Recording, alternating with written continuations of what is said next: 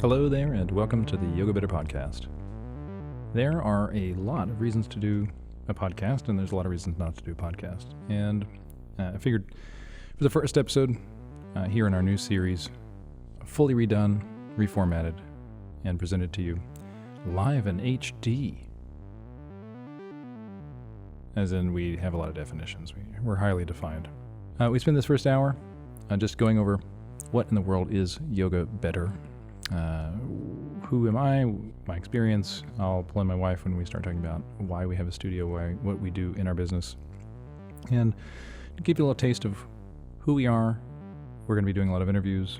I have a lot of connections with some pretty amazing people. We've been doing some pretty cool interviews preparing for this podcast, and I just like listening to good conversations. And the truth is, if we set up a mic in front of most of the kinds of conversations we have with the people that we talk to, this is the kind of stuff that I would love to just be a fly on the wall and listen to. And so why not do the work? Let's make this thing happen, and we'll bring some of these conversations to your ears. And without further ado, let's get started. Hey, Andria. Welcome to Hey Andria. It's where we talk to Andria.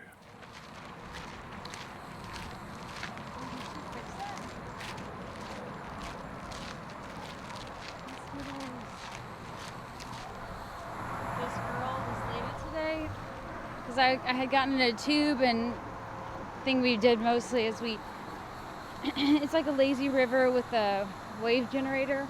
It smushes you into everybody, and there's this lady that my feet were in her face, and I couldn't get my feet out of her face, and we were laughing about it, and then she pretended to bite my foot. She was like, ah.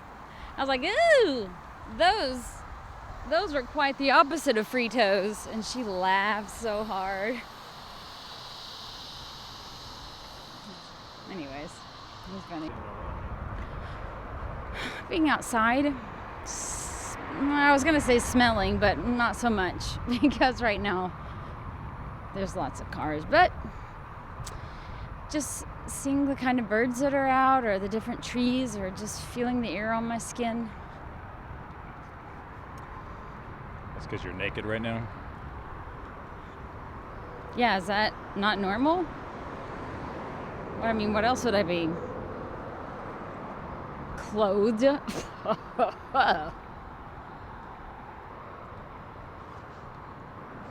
Mostly the birds, but just also it's kind of meditative. I'm moving my body. I like moving my body around. It's not running, but running's not really good for you anyway. So I tell myself. It's like something you can do forever.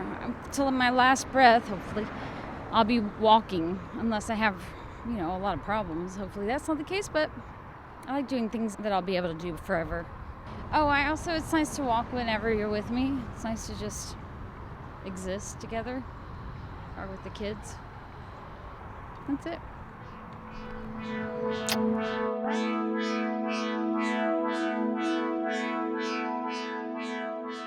So maybe one way to start is I'll read to you this little blurb we wrote. It's a little card. If you ever make it to our studio here in Houston, Texas, you can take one of these. It's really nicely printed, and it reads, "Yoga Better was born of a simple inquiry.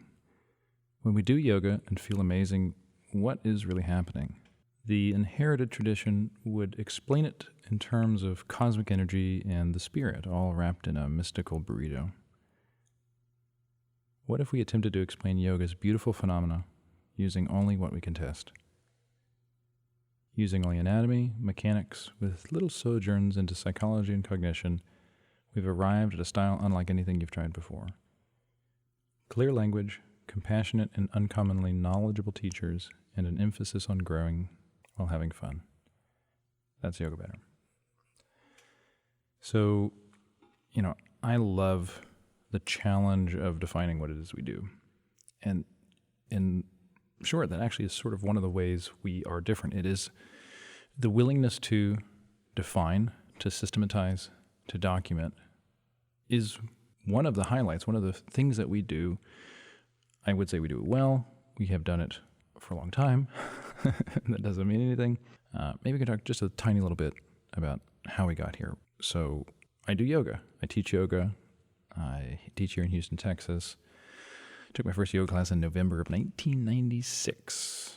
I just described this to our most recent teacher training, and here's how I described it. When I was young, by the time I was 10, I was an ardent atheist. As an 8, 9, 10-year-old, here's what I would have said to you about something like the Bible.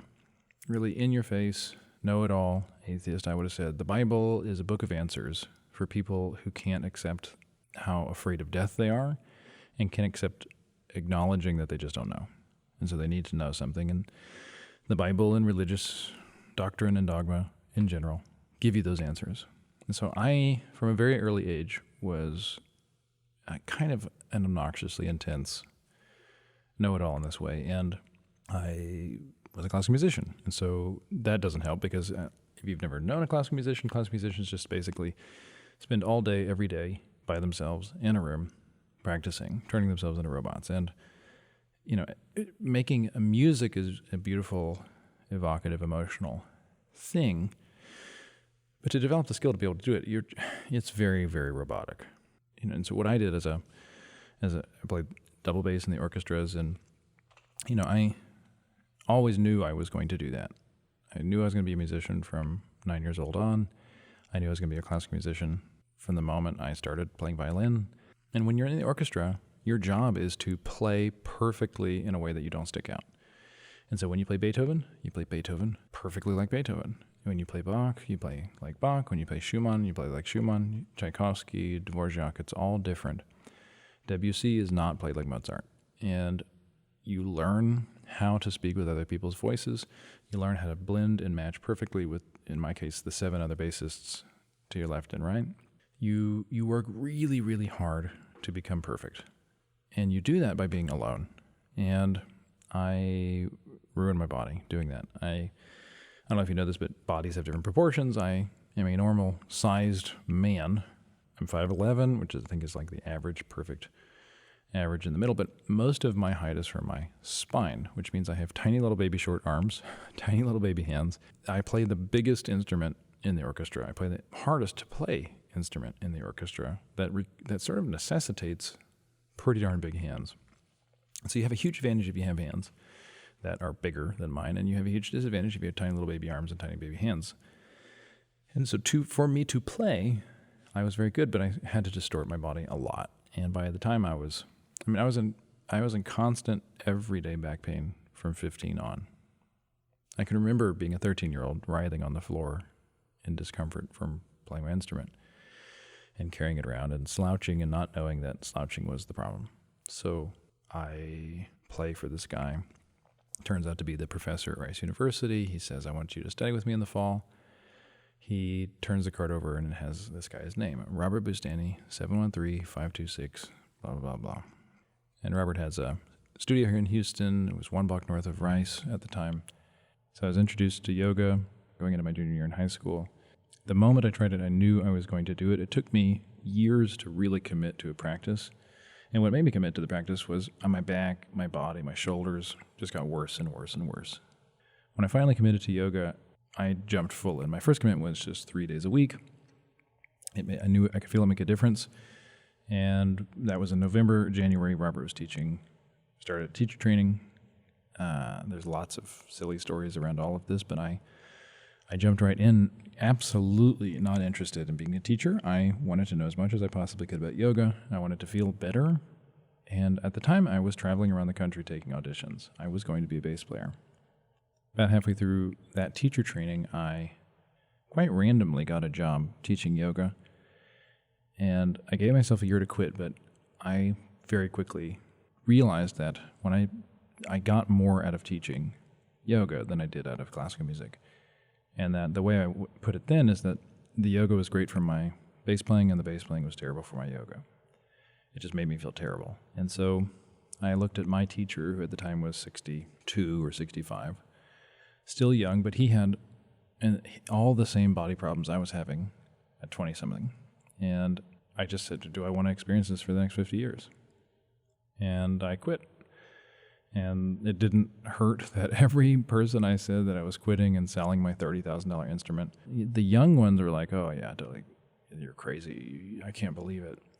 But the guys who've been sort of grinding in the symphony for years, one of them just said, this was actually in backstage at Jones Hall here in Houston, said, if I could have quit when I was your age, I would go back and quit.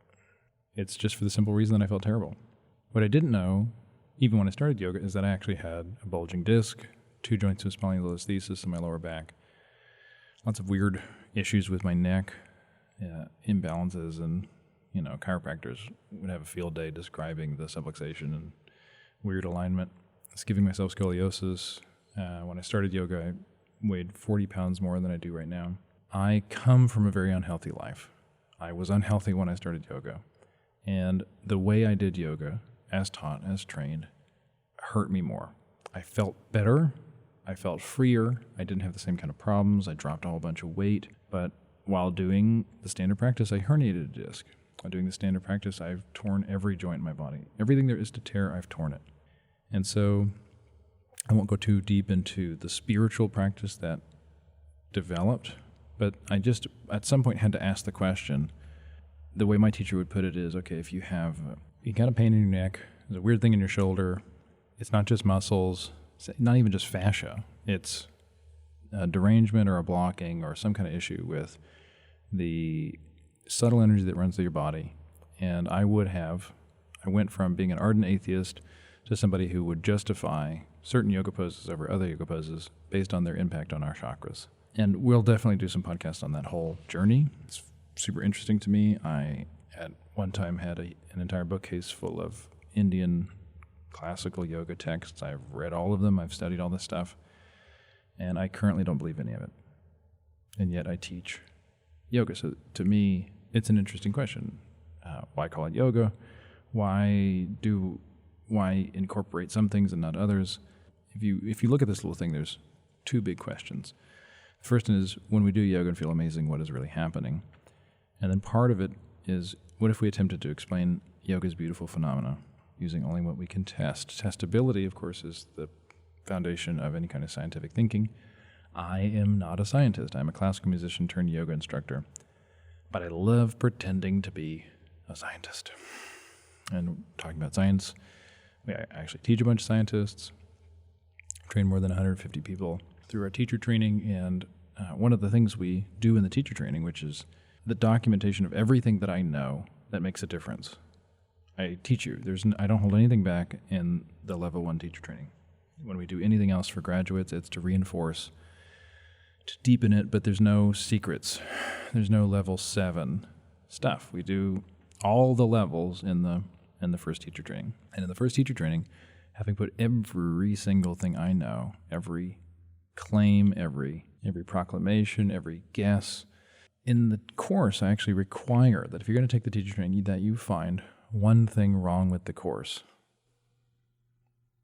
And in more than 150 people, one person has found one thing. I used one word wrong. Lots of typos. Typos don't count.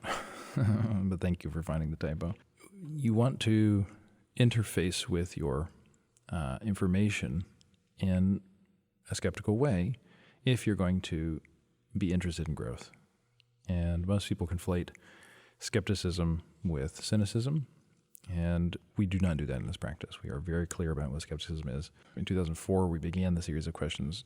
By 2006, we had started testing stuff, a lot of stuff, what works, what doesn't work. We had, and when I say we, it was me at this point, by myself. I had sort of stepped off of Robert's lineage at that point, sort of come out of the closet in my classes. I stopped teaching shoulder stands and headstands. In 2006, I stopped teaching tailbone tucking and back flattening completely. No slouching, no squeezing your buns, no throwing your hips forward, no cat, no child's pose, and no shoulder stands, right? No slouching. The rationale for that is really one of the things we will love talking about in this podcast. So just to give you that sort of overview, I was an artist who ruined his body. I was really, really lucky to be introduced to Robert Bustani here in Houston, Texas. Fell in love with his style, movement in general, was still failed by his style and movement in general, and have spent that time, this last more than 15 years, trying to question everything and incorporate everything that works and doesn't work and study every style and steal from the best and expurgate and edit and evolve. And so we call it an evolutionary style of yoga. We think it's revolutionary, and we think if you come to a class, you'll notice the difference. If you come to our class, it's a bunch of normal people in the level 1 classes, and in my level 3 classes, it's literally the strongest people in the city. And so we teach every body at every stage, every possible body issue. My private lesson clientele is average age is over 75, and I just finished teaching a class here at the studio that like it looks like I'm upset at the students, how hard everything is. We're all laughing the whole time, but it's kind of crazy the stuff we work on. We love inquiry. We're huge into questions. We like so down with questions. For sure.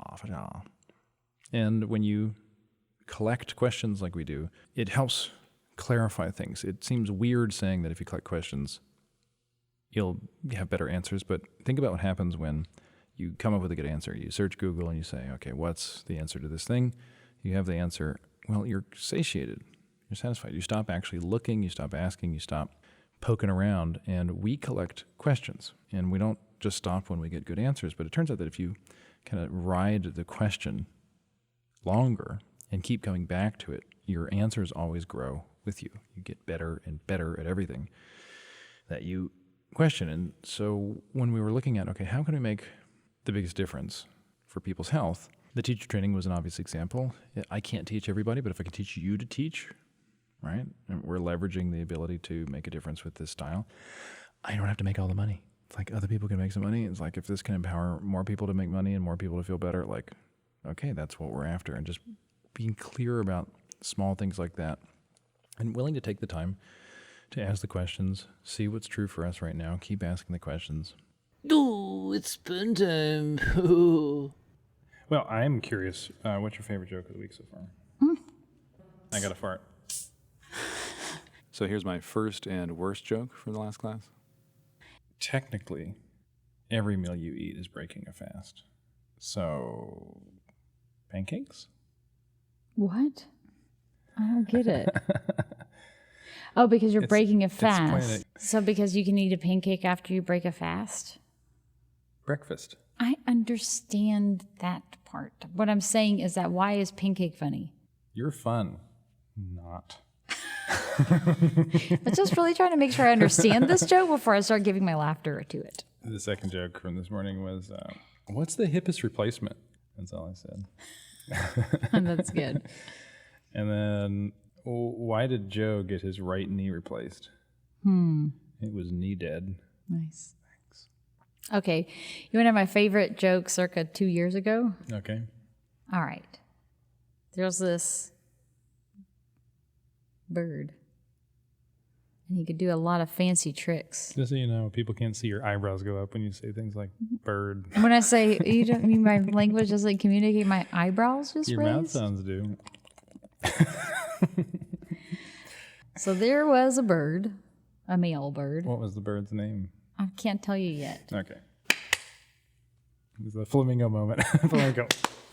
A flamingo. Speaking of birds.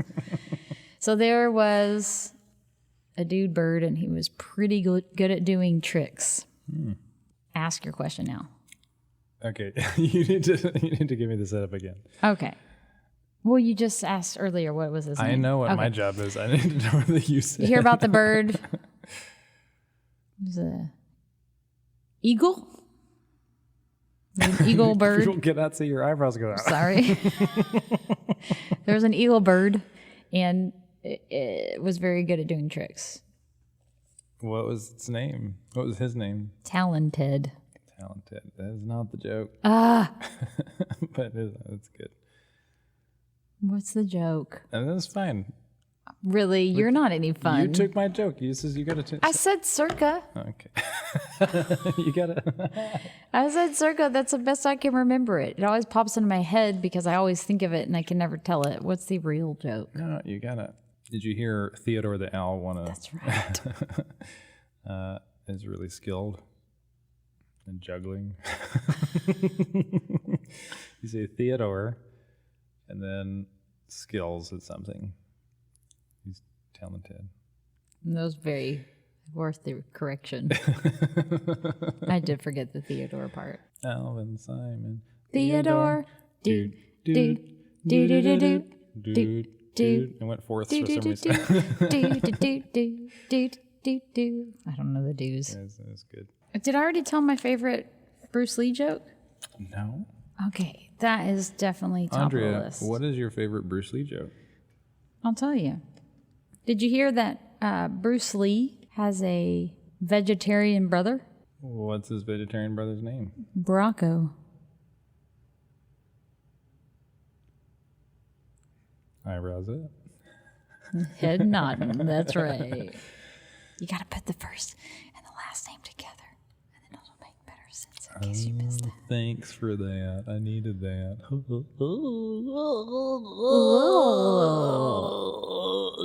Okay, I just got one other joke. All right. Thanks to Jen Watson for that one. Okay. Why did Adele cross the road? Why? To say, hello from the other side. I'm scared to sing because Yeah, you your can't. eyebrows are going to raise. Your eyebrows already up. Plus, we'd have to pay royalties if you sang any longer. Do you want to hear the worst one from last night? I told you this before. I'm nodding my head. When you dump out a tin of beans and you put a river-dwelling rodent in it, why is it so pessimistic? Because it's a kin otter. Okay, you're going to have to say that again. When you dump out a tin of beans, Okay, tin of beans is dumped out. so it's an empty tin of beans, Okay. and you put a river-dwelling rodent in it, why is it so cynical? Why is it so pessimistic? Because it's a can otter and it's also can notter. Nice. That's a crazy. Where did that even come from? I said the word cannot. Oh, I said the word can't. And I was making fun of all those people who say that, because all these pseudoscientific silly people say, oh, human beings cannot possibly process negatives. And so you have to, it's like, what a dumb position. What do you mean? That when I say, don't pick your nose, You're going to pick your nose. that humans can't hear the don't. It's like, no, like, okay, I'm bringing up nose picking, so now you're thinking about nose picking, but you can fucking hear the don't. Like, it's such a silly pseudoscientific nonsense thing that we all just sort of buy into. There's probably some kind of truth in there, right? But it turns into this global statement that humans can't. And then I made fun of it because I said don't do a thing. And then I said, oh wait, no, humans can't hear negations. And then, okay, don't not do that. And then I looked at one of the students in class in the eyes and said, don't do this thing. And then she did it. And I was like, oh no, I guess I can't hear. That's funny. I feel like that's also where I've heard the context for that specifically is around kids. When you are instructing a kid. Yes, if you're wanting full compliance in all things, saying things positively will be more effective, right? Because it tells them what to do. Mm-hmm. But humans can fucking hear negations, and not all human behavior is driven by doing the opposite of what you hear. Some people do, but Not all. Like everyone has a tendency to give somebody the middle finger, but like that's not. damn, you heard my tummy? I had something to raised her say. eyebrows. My tummy was like, I agree. I'm a water fountain. All right, so I'm years into this inquiry. I transformed how I practice. I'm not getting injured anymore. It's kind of this amazing experience, but there's still a lot that I don't know. It's mostly unanswered questions at this point, and that's exciting and also frustrating. And I use frustration as a motivation. So I'm working and developing, and it's becoming clearer. I'm becoming more bold, and how I would say things. 2006, I would have said, when it comes to tailbone tucking, everybody has their path. You're all on your own journey. You do what works for you. I'm here to help, and so if you're willing to give it a shot, give it a shot. If not, no big deal. By 2012, I sound a little bit more like I do now, although I'm not quite as strident. 2012, I would say, tailbone tucking and back flattening has ruined your spine. So that's why we don't teach it. And that's the sentence. I'm not tiptoeing around anything. Here's our position. Here's what we know makes a difference. And we are fully aware that everybody that teaches yoga right now and everyone else who teaches any other discipline disagrees with us. We understand these people don't agree with us. Okay, great. But we're not other people. You're paying us to talk right now. And we know more and more every year that slouching is ruining your spine. And things like tailbone tucking and back flattening are just yoga-sanctioned slouching. At the end of every show, we do a segment called Andrew's Obsessions, until I decided to name it something else. Yoga was just one of my obsessions. And that's sort of how it works these days. I get super into something, and lo and behold, somebody wants to pay me some money to do it, and then I do that for a little bit. Yoga is just the thing that I've sort of done the longest professionally. I've done lots of different things. I decided in 2007 to start learning to dance tango. Argentine tango is the social dance, not the ballroom dance, and I got obsessed. Within 6 months, I was teaching. Within a year, I was traveling the country, and I met this lady there dancing tango. She was not a yogi. As a matter of fact, she hated yoga. As a matter of fact, she was a fitness instructor, and as another fact of matter, you could actually say that she was top 10 least flexible people I've ever worked with. She wiggles her eyebrows. You can see that on the podcast. Sort of love at first sight. I was not love at first sight for her. But I'd like to introduce you to my wife, co-business owner, co-founder of the studio. She's my muse. If I could quit talking to all you guys and stop teaching yoga and just like stare at her face for the rest of my life, I would totally do that. Sorry, guys. So she is the reason we have a studio. She is the reason really we kind of have a style. And what I tell people, and you'll get to know her through the podcast, but what I tell people is that people take my teacher training for me. They register, but they stay for her. We're in our 11th teacher training, and this is her 11th teacher training. Mm-hmm. So first of all, just a tiny bit of backstory about who the hell are you and why you do what you do. Why do you take the course every time? I take the course because I really enjoy being in the same room with you, really. That's my favorite part. Secondarily, all the stuff we talk about, I learn something new about it. It's never the same course because there's different people in it. And then there's the people in it. And I love getting to know the kinds of people that do our teacher training. Tend to be pretty awesome. Tend to. There's those exceptions. You know who you are. Yes. So this is my wife, Andria Duga. My name is Andrew. Her name is Andria. Mm-hmm. You'll get it. It took me about a year to be able to say. I guess I had a best friend in high school, and her name was Andria, so I had it down. Tell us about why you do yoga. What brought you to yoga, other than tango? You had some stretching experience. You literally moved your body professionally. What did you do before yoga? Before yoga, so are we talking about from birth? Yeah. Well, other than poop yourself and pee yourself. That's my first few months, few years probably, couple years. I was in college. I did college.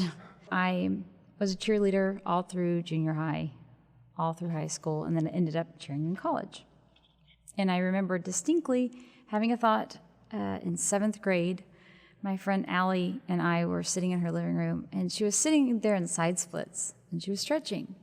And I was sitting on the opposite side of the room from her, sort of probably slouching, sitting in a chair thinking, wow, she's so lucky. It literally did not occur to me that I could be more flexible. So I went my whole life thinking you were just lucky and got to be flexible or not. So that sets the tone for how much I enjoyed yoga. Yeah. U of H, I got a degree in exercise science and a minor in nutrition. And that led me to being a personal trainer. I did some management and training at the Houstonian. in the fitness center. And if you would have asked me about yoga in any moment, really before 5 years after we met, I would have said something very, almost probably condescending a little bit like, yeah, yoga's a great supplement to the real exercise, which is running and lifting weights and sprinting, which I love that stuff. But lo and behold, no stretching and only doing fitness, I noticed a decline on my mobility, my ability to trust my body, and I found I was getting injured pretty regularly. And you were in pain.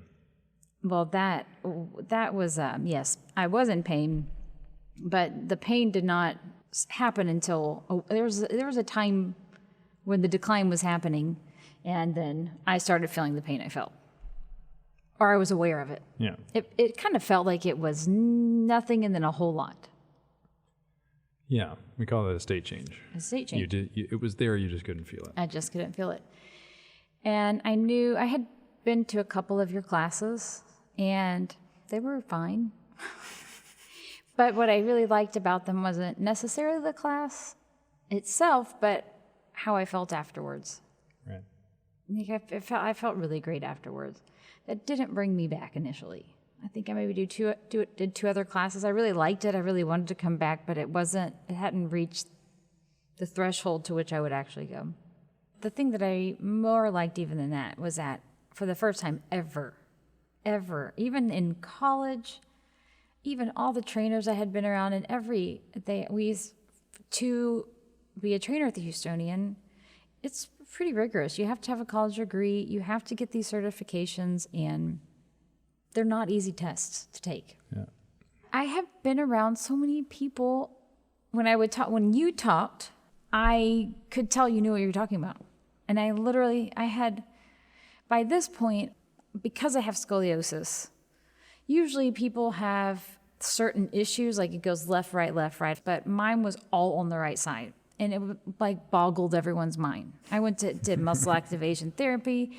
I went and got MRIs on my shoulder. I remember one of the doctors I went to had me sit on the corner of the medical table. He had me put my hands on either side of the corner of the table and push down and pick my butt up off the table.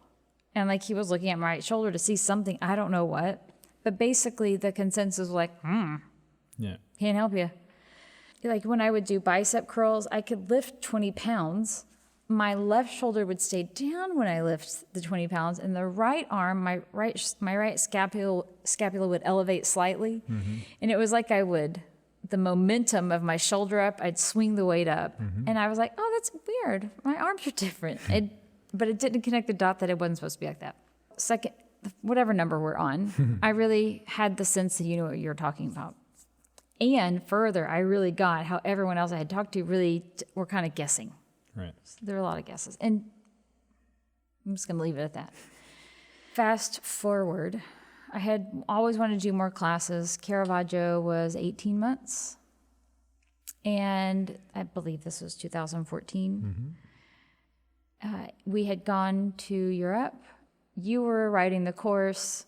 I was really excited about it because I wanted to know what you know, because obviously we're together now. We have a baby. We're married.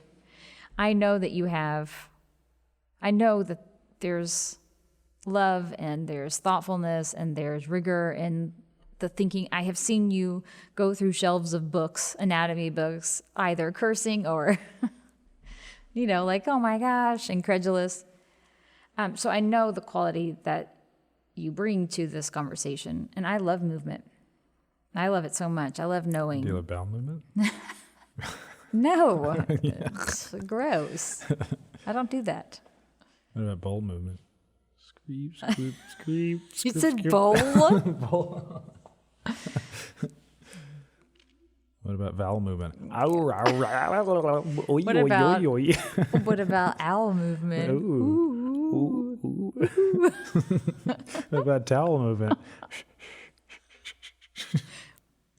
Okay. So you want to know what I knew? Yeah. Because I'm so brilliant. But my idea was when I say I wasn't interested in teaching yoga, I was not interested in teaching yoga. There was zero. Everyone used to always oh, I can see you being a group instructor. I was like, heck no. I cannot. That feels so embarrassing. I remember Come on, everybody. You tried to get a job at the YMCA. Oh, that was so awkward. I can't even. Oh, that was so embarrassing. She's checking her pulse. Yes, that was it. It's all coming back. It's all coming back to me now. Little Celine. So you knew you weren't going to teach yoga. Oh, yes. I was not going to teach yoga. My idea, this name was already taken. But my idea is that I would become the yoga ninja, where I taught fitness, and without them knowing, I just snuck some yoga in there. Sneak it. So a little mishmash of the two. I did that for some time. In the teacher training, I started teaching my parents. That was really amazing. My dad would last for 5 minutes. He'd get up and walk out the door. He was done. But I'll take the 5 minutes. Well, so, okay. Let me recap this. So first of all, just so you guys know, we love story, lineage. We're collectors of thinking. We're connoisseurs of all kinds of stuff. And context and contextualization, perspective is so helpful and important. This is a person who knew that you are only as flexible as you are, period, full stop. And all you worked on was getting inflexible and dysfunctional. You looked for answers, you didn't find answers. Sort of trapped, stuck in this thinking. You knew you didn't even really like yoga, but you knew that you could tell that I was effective, even if it didn't quite work for you. You and I get together. You skip some stuff because there's 5 years. Oh, yeah. There's 5 years of our relationship. All of this winds up with her. This woman sitting in front of me is one of the highest trained, most effective yoga teachers in the world. When you teach yoga in Houston, you are already in, there's yoga teachers are a dime a dozen, even in a place like Houston. But Houston's got some special sauce that we'll talk about. If you're hot shit yoga instructor in Houston, you're a hot shit yoga instructor in the world. That's just a fact. So, and why that is kind of interesting. So, she chooses this guy, this kind of insane polymath, obsessive, not particularly stable, but effective at many disciplines. We fell in love over dance. I am a very effective dancer. I am a musician. She's a musician. A very effective dancer. I dance your ass off. You did. I am an effective dancer. I get dancing done. Watch out, everybody. Yeah, I've proved myself, to be effective at these things. So you know, there's evidence in your life that okay, maybe this guy's trustworthy with this thing, and maybe I can suspend my disbelief. I don't believe it, but there's maybe something there. Except I made a promise to you when we first got together. Yes, you did. What was that promise? You're not my teacher. So I promised that I wasn't your teacher. Mm-hmm. Which on the face of it seems like I'm being a stingy asshole, that I am just not going to teach you. You're below me, or some weird power thing. But for me, it was just very simple. I teach all day. I kind of have to be sort of dominant and assertive. I literally tell people what to do all day. There's no subtlety. I literally say, take your arms up. I'm telling people to stand up, sit down, lie down. I tell you when to breathe. I'm literally controlling everything people do for hours and hours every week. It's kind of insane. And I knew I didn't want that in my life outside of class. I do that enough in class.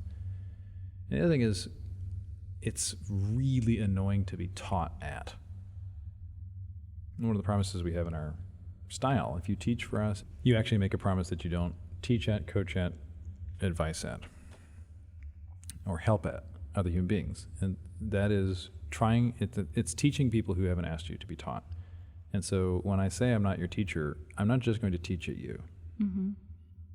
If you ask me for help, I will help you, for sure. But that's very different than, I know it's better for you, so I'm going to be in your face telling you what you should do. That's not going to happen. And so that was my promise. I'm not going to do that. And what did that look like for 5 years? Me complaining and you saying, well, I know a guy. And it was kind of nice, but also super annoying. A little bit, yeah, because there's a part of me at least that would have wanted you to make me. A lot of parts of me probably. So for 5 years you didn't do yoga. You would often cry yourself to sleep from the discomfort in your shoulders and your hips. You had 2 babies, not particularly easy births.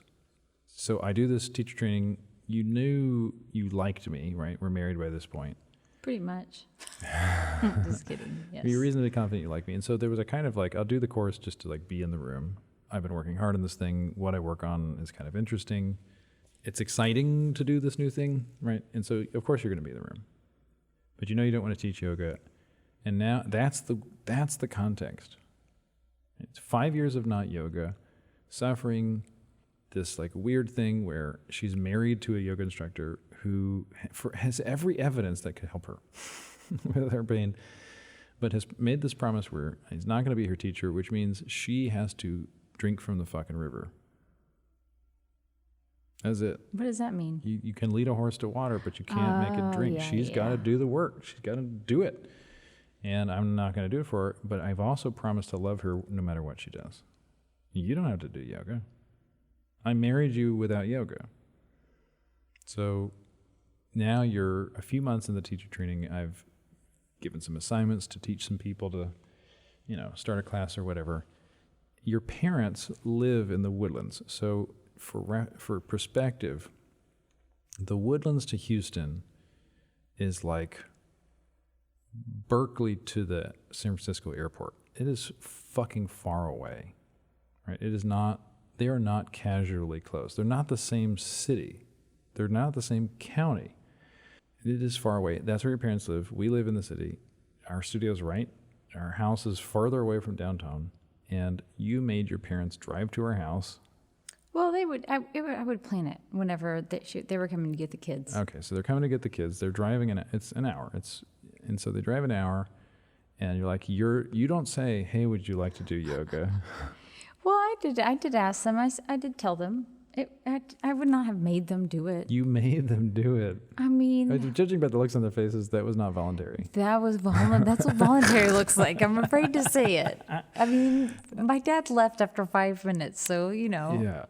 I mean, these people are we have a little room in the front of our house where we teach out of, and this is, just imagine like some very proper person hearing somebody fart blatantly in public, like that's the face. And then they smell it, like that moment they smell like that's. It really, honestly, it was really more my father.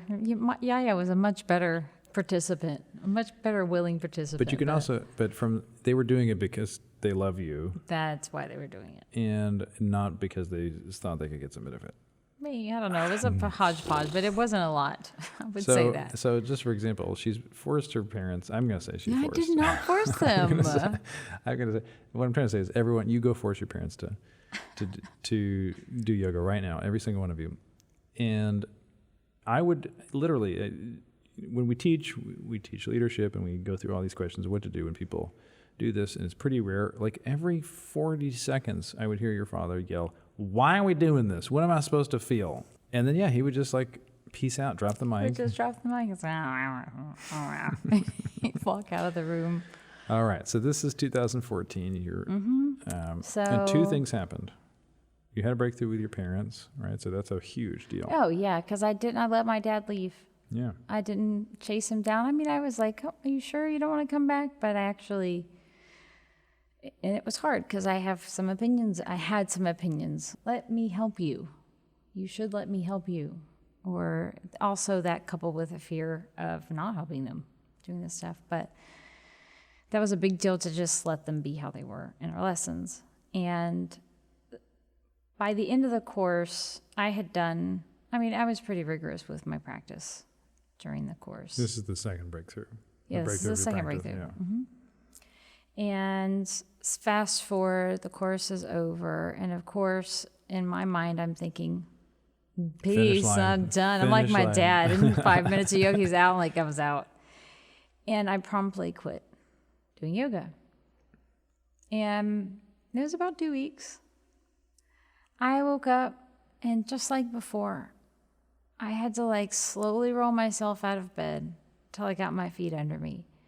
And then I'd have to pull my shoulders down there like Glued to your ears. like it was like molasses pulling them down. And then I would try to stand up, but my back was sort of hurting. Like it was one of those like sore, it wasn't like sharp pain. It was just like creaky. Mm-hmm. And I had to slowly stand up, and I was like, whoa, this is what I used to feel like all the time. It was crazy. And that was it. That was it. So that was what it? Well, that's when I really gave into this practice. I gave up pretending to know That you could do it without the practice. that I could do it without the practice, or like I was going to somehow figure it out in a different way. Yeah. Everybody wants to do everything the way they want to do it. Mm-hmm. And this is why we say growth is hard. Growth is doing it a different way. Yeah. What do you call it when you do something before life makes you? That's just a sort of maxim from the practice. We say that, Yeah. and we use it in the conversation of integrity. Integrity is doing things That's right. better now before life makes you. Before life makes. It was sort of like that also. I didn't know you could stretch and get flexible. I mean, and I'm telling you, like it's embarrassing. I was out of college when I was like, oh, you can work on it? Just that seems so dumb to me. But similarly, I did this practice and it wasn't clear to me that there was a huge difference. Yeah. I mean, I felt fine, but it was like, there was room for me to just revert. Yeah. And when I woke up, whatever morning that was, it was undeniable. And now I know. It's like which pill does Neo take? He takes the blue one, doesn't he? Yeah. It's like I took the blue pill. Yeah, you can't go back. I can't go back. So the title of our pedagogy book is You Can't Unthink a Thought. And you can live in denial the rest of your life and not do anything about it, but you can't shrink your world again. But the other two truths are you can't know what you don't know until you know it. And you can't feel what you can't feel until you feel it. Right. Well, it's funny also, one of the things that Andrew says in the teacher training is... That's me. Well, I'm telling them, okay, fine. One of the things that you yourself say... You can talk. You can have a little private conversation. Let's have a private conversation sorry, with our audience. My apologies. Shush it. I'm going to go for a walk. www. .edu. Crunch, crunch. Andrew says this in our teacher training. People aren't inflexible until they have an experience and they realize, oh, I'm inflexible. Before that moment, it's just life. They wake up in the morning, there's pain there, and it just is the way that it is. And I was teaching one of my classes. This is when we were over in Mecca. And, just to say an aside, the first 6 months of our studio being open, there were 2 people in my class, and those were my parents. Like, it's faithfully there. And the nice thing about having the studio is that he can't walk out. It's different. There's other people in the room, or the promise of one day other people being in the room. And so my dad had been coming to classes for a while. At this point, he had a buddy of his start to come to class named Skip. And it was one of Skip's first, I think it was one of his first classes, maybe the second. And I hear them on the other side of the room, and my dad is talking to Skip, and he says, man, I never realized how inflexible I was. It's like, it's just neat to see that or hear that experience. It seems obvious. Like it was obvious to me I was inflexible. One of the things that I'm excited about us talking about quite a bit is our business. We run our business together. We do everything together. We have different jobs, but it's a co-creation, just like our parenting. And just like our parenting, there's lots of hugs. A lot of hugs in our business. We'll hug you unless you I mean, I like hugs. You like it? I do. I don't want to live a life without hugs. Well- Don't hug Andrew, maybe. You can hug me. So there are many things that we want to accomplish with this podcast, but mainly just for the last 20 years, if we had had a mic in this kind of advanced setup for capturing the sound and capturing the kinds of conversations we had that had developed this, I know you would love to hear it. And so we are constantly developing things, but we're also now 20 years into these conversations. And so everything from relationships to mental health, things like diet, we teach everybody. We have more than a dozen physicians that have taken our course. We teach a lot more physicians outside of that. Business, and of course, simple stuff, the simplest kinds of things like back health, neck health, Shoulders, knees. toes, inhalation, circulatory system, digestion, Stress. all of it. We think deeply on these topics.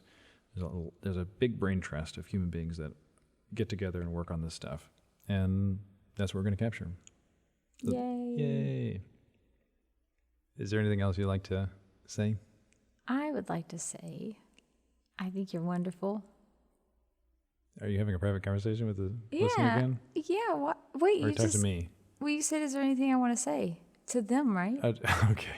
Well, who would... Am You I were saying looking something right to you? in my eyes and said, I think you're wonderful. I was like, oh, that's sweet. No, just kidding. Because I'm confused of who I'm talking to. I don't know who. Okay. It's just, I like looking at you. Yeah. Me too. No. I'm excited about these conversations be out there. The reason I had to start a studio is because I love these conversations, and they make a huge difference. I mean, that we talk about failure the way that we do, that there's an acknowledgement of the craziness of life and how distracting everything can be. And we create places for people to come and be themselves. It's just, I feel very fortunate that I get to be having these conversations that I got to have, that all led me to where I am now. They call him obsessed, give him time to be best. He'll always learn something new. He puts the two into God.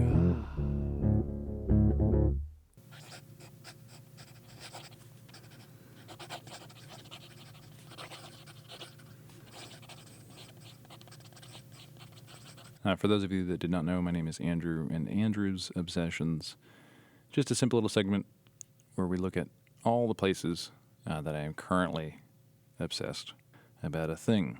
When I was a kid, I wanted to be a prodigy. It's pretty embarrassing thinking about the intensity with which I was hoping that would be true. I was basically always waiting to be discovered. Like, is it math? Is it is it language or something? I'm 8, rolls around, now I'm 9, now I'm 10. Turned out to be pretty darn good at music, and in some ways was kind of prodigious there. You want to get like how kind of crazy that is, and it's 100% from a movie, from this Jodie Foster movie called Little Man Tate. I was about his age when I saw it. I see this movie, I'm hoping to be a genius, and I kind of, my sister is 7 years older than me, and so compared to, 7 years when you're in your 40s is nothing. 7 years when you're 7 is double your age. It is a different species, and so everything my sister did was amazing, was the best, and she was actually really good at most of the stuff she did, objectively, in her age group. But for me, it was like having a genius in the house. With music, she did the academic decathlon. She was a decathlete with mathletes. I just remember growing up, our living room wall, we had this kind of, it was like a velour, velvety, flower-printed tan and brown couch against the long wall of our living room facing the TV. Above the couch, the entire wall along the length of the living room was covered with framed certificates of achievement for my sister. A student, perfect attendance, this award, that award. And I actually remember looking at it and being just purely amazed. Like, just the true magnificence of it was amazing. Until I realized it was all my sister.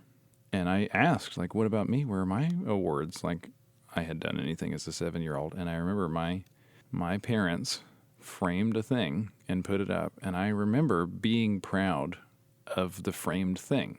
Well, I found that framed thing recently, and it was a reading award for first grade.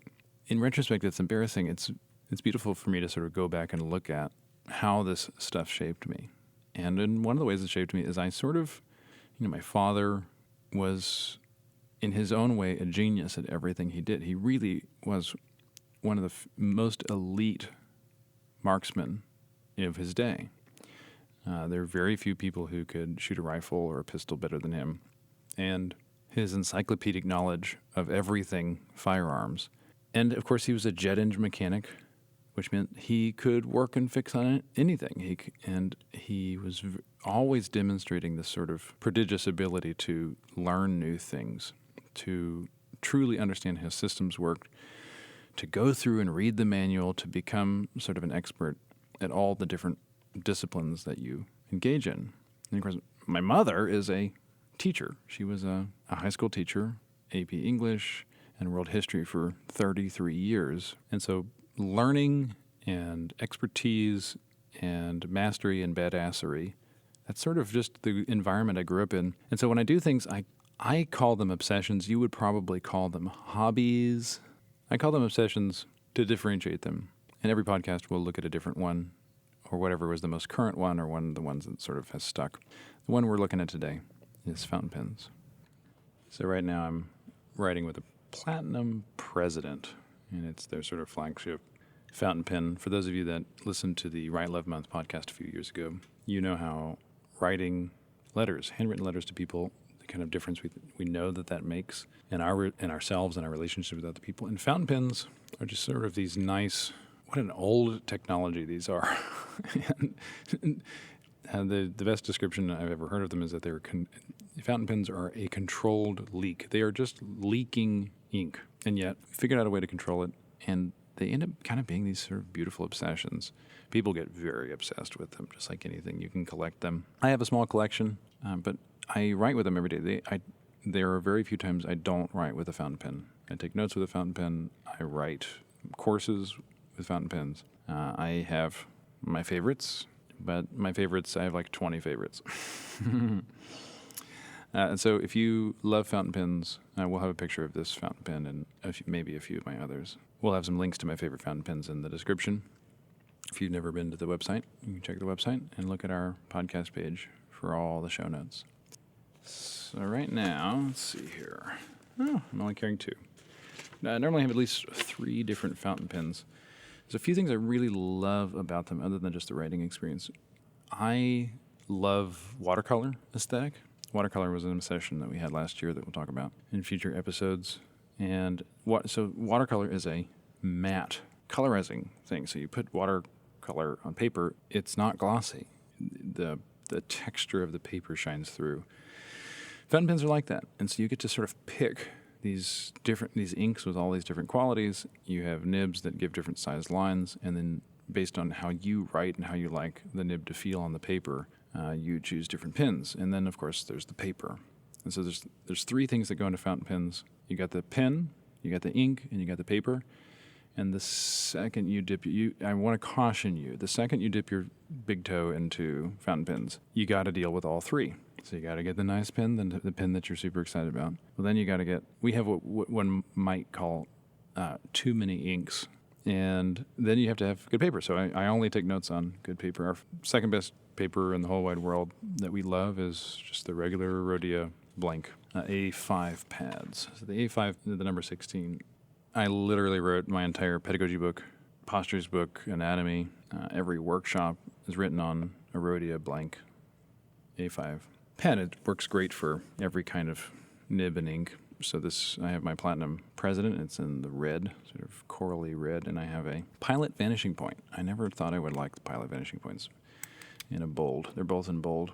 Finishing point is a clicky clicker, and it looks very silly, and then you have the clip at your fingers, but I have to say, I made the mistake of writing with one, and it's so good. So good. And we got, actually, and just for those nerds, we got to talk about the Triumvirate.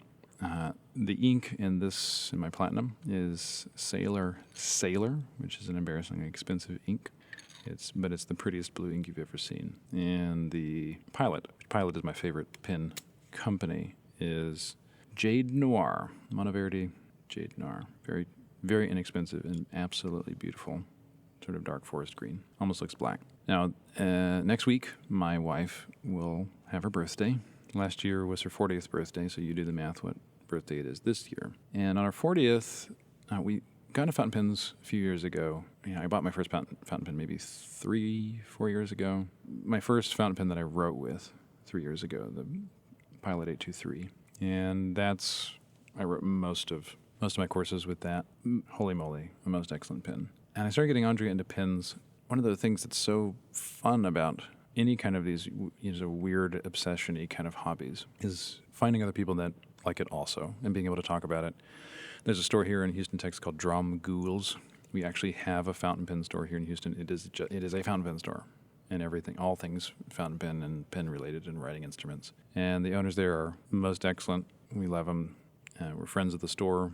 Being able to sort of share this with my wife is probably my favorite thing. I love fountain pens. I would write with them even if I was single. My wife's birthday's coming up. She's got a few new fountain pens coming down the line that I bought almost a year ago for this birthday.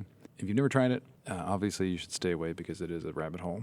If you have terrible handwriting, welcome to the club, and you can work on that.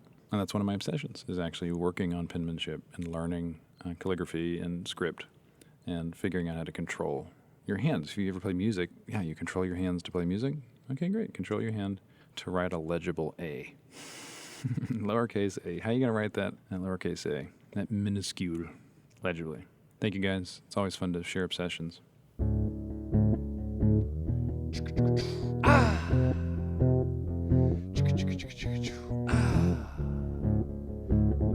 Well, I'm having fun. Thank you guys for joining us. Thank you for your ears and your generosity. Keep thinking, keep practicing, and Bye. Bye-bye. Thanks for listening.